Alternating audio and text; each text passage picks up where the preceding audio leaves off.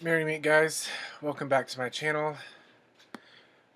This video is going to be 2 weeks worth of YouTube Pagan challenges for 2017. If you hear noise in the background, I have my dryer running. That's kind of why I'm up so late. But I'm going over week 7 and week 8, going at a time since tomorrow is Sunday. I'm thinking go ahead and get that topic out of the way so I can work on some other videos for my channel. Which I know I keep saying I'm going to do that, and as of right now it's just been YouTube Pagan challenges, so please forgive me. If there are any videos you guys want to see of what I practice or personal life, if you want to see vlog style videos, please let me know in the comment section. But with a minute into the video, let's go ahead and get started on question on week number 7 of the YouTube Pagan Challenge for 2017. And that is, that is number 7, charging and consecrating your tools. Which methods work best for you? And so I have 4 different sets of tools here. I'm going to get my video bigger so I can see myself. I have a wand that's a Harry Potter replica wand, which, yes, I do use those wands in Magic. I have a fan, I have a tarot deck, and I have a stone. A stone given to me by a friend. It's actually a blood stone with agonization on this side of it. Beautiful stone, and I'm very thankful for her to giving it to me. She has an amazing shop, but beside the point. Okay, so I wanted to go over the different techniques I use for different things. I don't cleanse everything and consecrate everything the same way.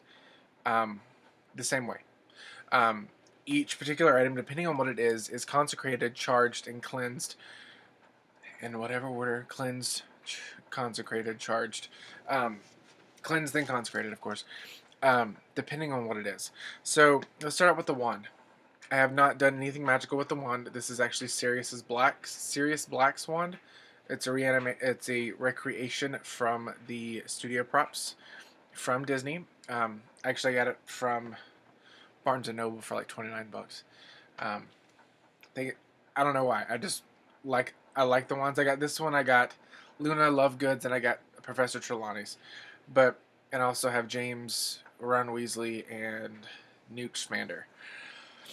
Wand is my favorite tool, along with my new favorite tool, the fan.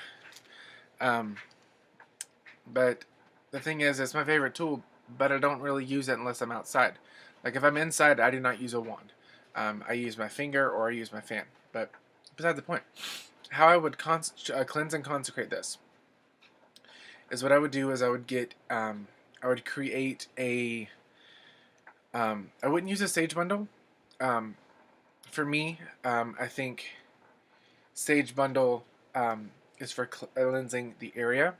Now, for cleansing a particular tool, I would use like a purification blend of, which I mean you could use to cleanse the area too, but I would use like frankincense and myrrh, dragon's blood, frankincense, myrrh, rosemary with a tad bit of sea salt. Use that, burn that on an incense or a charcoal burner, and pass the wand through the flame, and get it nice and cleansed that way. And then what I would do, since this is coated, I would pass this quickly through a candle flame, dab water on it to cleanse it, and a little bit of salt. So that's cleansing it with the elements. Now to consecrate it, what I usually do to consecrate it is more of an energetic method. I don't use I've done it before, but I don't use it a lot. I use the elements like that mostly to cleanse and not to consecrate and empower. But I mean, you can use them for both. You can do the same thing by consecrating the wand to the element of fire or air, depending on what you align with. And like I've said before, I think in my Which is the Moon video, when we talked about the element of fire and element of air.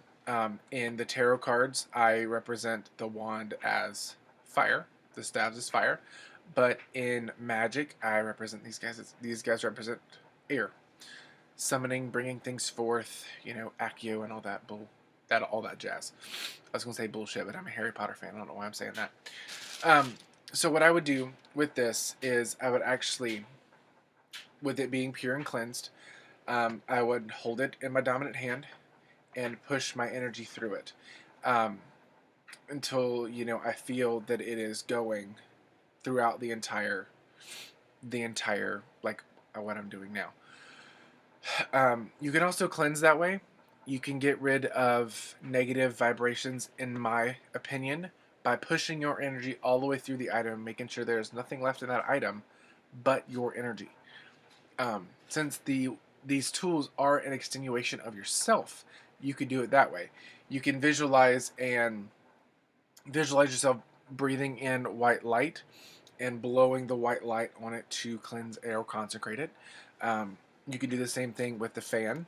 The fan, I usually cleanse beforehand with the breath, since it is another element of air.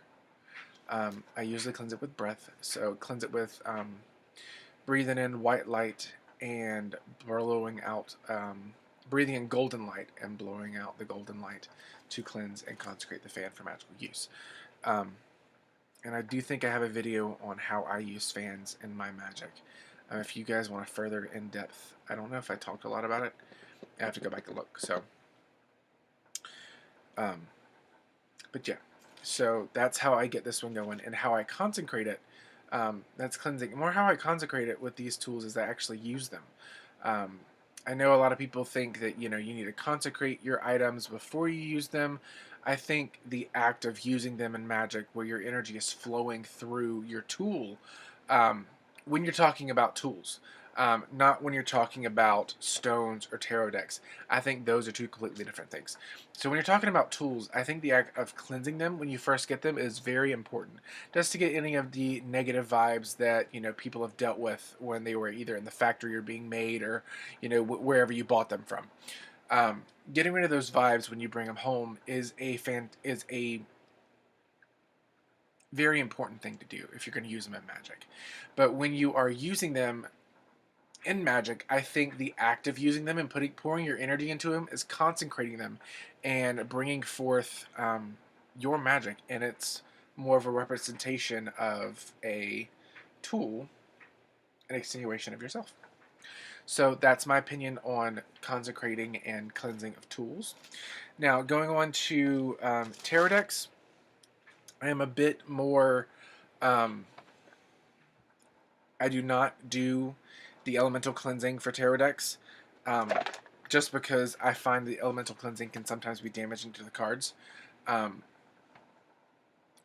Sometimes I'll smudge them, but if I'm going to cleanse my cards of any negative energy, what I'll do is I'll have... Oh, I can reach it. Oh, it's on my altar. I'll have my selenite tower, and I'll set it on my altar and have the cards. These guys are actually pretty huge. It's a huge deck. This is one of my recent decks. It's the Fairy Tarot by Doreen Virtue and Rodley Valentine. Beautiful set of cards. I actually just shuffled it and started reading with them last night, and I'm excited to get into them. I have the Angel Tarot deck, and they're beautiful too. They're about the same size, and that one was given to me as a gift from a friend. I'm very thankful because the cards are gorgeous. But how I cleanse them like I got these from the store. How I cleanse them from the energy is set them overnight or a couple days, depending on how I feel. With a selenite crystal, it may be some citrine, like 3 citrine, to kind of amplify that cleansing and, cleansing energy. Now, how I consecrate them is another way of crystal. I use crystals, tons. See if my English works with me tonight. I use crystals a lot in conjunction with my tarot, and with my oracle cards. So if I want to consecrate them for guidance, which of course that's what they are, for guidance, higher wisdom, and things like that, I would use make a crystal grid where I would have the tarot cards in the middle, and then the 3 clear quartz that are charged for amplification, 2 at the bottom and 1 at the top to form a triangle for manifestation, and then in the middle, which is the power element, I would have a huge chunk of amethyst. Amethyst is known to open the third eye, and it's more of the all-around spiritual stone. In my perspective, there is also other stones you can use. You can use apotholite. You can use angelite. If if you're working with a deck of angel cards, you can use angel light. They help raise the higher vibrations. You can use um, ocean jasper. In my opinion, um, you can also use tumbled argonite. That's a fantastic stone to help open up the channels of your energy centers to receive divine messages. Um, So yeah, that is how I cleanse and consecrate my cards. I have to be pretty quickly. My computer's going to die soon, but I think we'll keep talking until it's really low. So 29%. We're doing good. Now, how I cleanse and consecrate stones, truthfully, with this guy, and really only with this guy, I did not feel like I needed to cleanse this at all because it came from such a loving person and a person who really wished the best for me and wanted to give me thanks. But if I get a stone or stones, because usually when I go stone shopping, I'm pulling you closer because my back's starting to hurt. If I go stone shopping, I just don't go buy one stone. You know, it's kind of hard for a pagan to go into a shop and buy just one little stone, unless you're getting like a big like crystal ball. Um, it's very rare for a pagan, unless you have a specific intent. Now, I have to admit, because I've gone into some places and I've just bought like, I had a weird psychic reading once. No, it's a little story. I will tell you a little story while we're at it. I had a weird psychic reading once where this woman,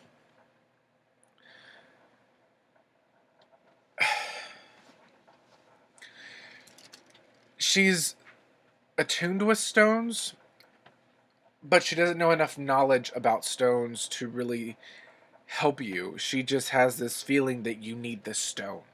And if she doesn't get off her chest, she has a panic attack. So I just go with the flow. Um, and that can be kind of dangerous. So I'm glad she doesn't do that professionally. But she told me that I was having a class, and she told me after the class that I needed to pick up a piece of aquamarine. And I was like, that's cool. I don't have any aquamarine at the house. It's a very beautiful stone. Um, and I looked it up, and it's all about stress and stomach illnesses and helping with stomach and digestive diseases and things like that. And I was like, that's pretty relevant to, you know, what I have, and that seems like it would help me. So I went to go pick those 2 up, and she also did the same thing in my other classes. But she has some weird, and I'm going off topic, some weird varieties of, not varieties. She has some weird take on stones and magic and what they're used for. But then again, it could be like Lady Gravedancer. Lady Gravedancer says you could do whatever you want as long as your intention is there. So that could be it. It just threw me off when she said she was going to use orange calcite to help heal a headache instead of amethyst. That threw me off, but maybe it works for her. It does not work for me. Not the same person who gave me this stone. So if I'm getting a different stone, and I'm just using this as an example, what I'll usually do, depending on the hardness or softness of the stone, like any stone that ends with a ITE, except for fluorite, like kyanite, angelite, apotholite, those stones are, and hematite, and there's another one you don't want to get. There's toxic. But those stones will break down if you put them in water. What I like to do to cleanse the stones, depending on their durability and hardness, is I'll run them under cold water when I get home. Or if I can't do that, then I will set them in a bowl of salt for about 12 to 24 hours just to get the place's energies off of them. And then I will, work with them for a day. Like when I got this stone went with me to work. It went with me, when I was home. I was fidgeting and playing with it, just feeling the energies and, just sensing it and all that jazz. And that's kind of how I consecrate stones and how I get to know them. Now, if I'm going to charge it or consecrate it for a particular reason, then what I would do is I would cleanse it first. So if I'm going to use this, I already have my energy in it. If I'm going to use this, I need to get rid of all the energy in it. So I could do that by either smudging it with incense. I can go put it under cold water. I can put it in a salt or dirt bath, or stick it in salt or dirt, or I can stick it in the freezer, which I really don't want to do. To get rid of it, and then hold it with both hands, usually your dominant hand first, over, and then your left hand over, and visualize what you want the stone to do. Talk to the stone, in my opinion. This is what I do. I talk to the stone and say, here, this is what I want you to do, and I repeat it over and over and over again until I'm almost in a trance, and I feel the energy building up and going into the stone. That's how I consecrate, charge stones. So that is it for question 7. Now, we are 16 minutes in, but I'm still going to go. Now, question number 8. Sorry, I had to move my screen smaller so I could see my notepad on the side. Question number 8 is, where do you perform your rituals? Holy sites, sacred spaces, and circle casting procedure. So I live in Charleston, South Carolina. There are a ton, and I repeat, a ton of holy sites here. Whether they are Christian, whether they are, we do have a Buddhist abbey. We do have a Buddhist, we have a Christian monk abbey in Monk's Corner. We have a Buddhist temple in West Ashley. We have sacred sites from the war, and very historical and powerful sites, such as the Battery, such as Charlestown Landing. The ocean is considered a sacred site. So there's a ton of different places I could do work rituals. But for me, if I'm gonna work a ritual, I'm not a big fan of being stared at, unless I'm with other people. If I'm by myself and doing ritual, I don't want to draw attention to myself. So if I'm going to do a ritual at a sacred site in downtown Charleston or anywhere else, I'm going to make sure that minimalistic as possible, and mostly the ritual would be energy working and would be in my mind. So with that being said, what I would do is I would find a nice quiet spot. I'm visualizing right now I'm at the Abbey. So if you ever come to Charleston, you need to go out to Monk's Corner, which is about 45 minutes from where I live. Totally worth the drive. It's called, oh my God.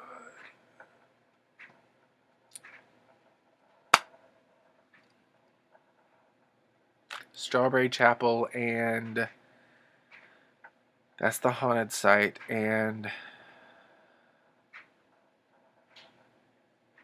something Abbey. It's in Monk's Corner, South Carolina. I cannot think of it. What's coming to my mind is that damn show with the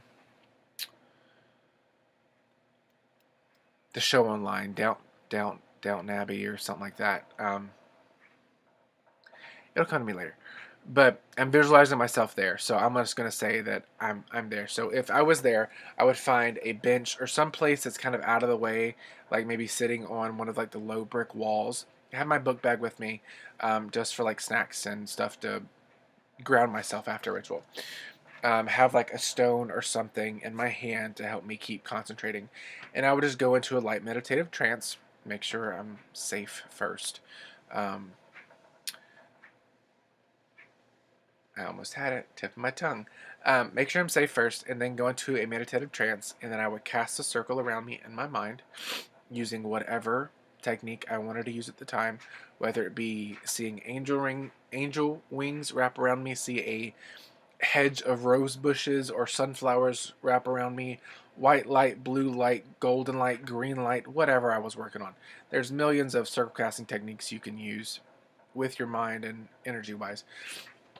Cast my circle and go through the ritual in my mind, raising the energy there. That is a fantastic way to do it. I've done that at the Battery multiple times with phenomenal outcomes.